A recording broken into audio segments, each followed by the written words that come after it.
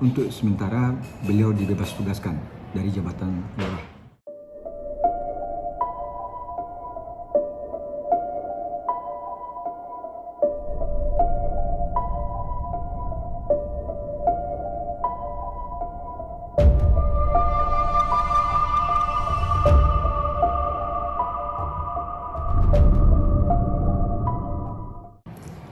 Kejadiannya bermula saat ada acara pelantikan Ketua Pemuda.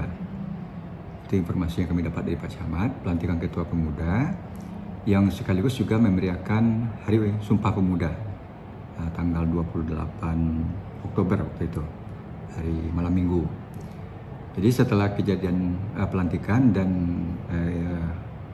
memeriahkan itu, ada hiburan bagi masyarakat yang digelar oleh pemuda tersebut.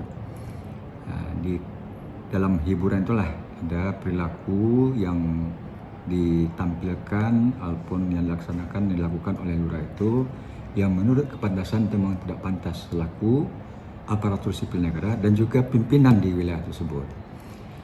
Sehingga kami memerintahkan ke camat sebagai atas langsungnya untuk memproses.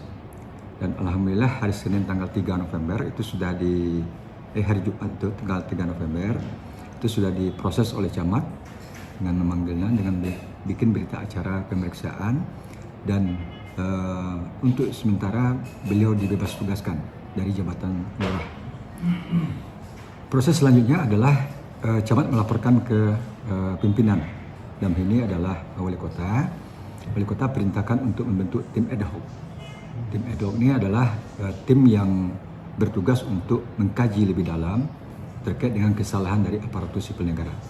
Tim ad hoc itu terdiri dari BKPSDM dan Inspektorat, termasuk juga nanti dilibatkan camat sebagai atasan langsungnya di tim itu.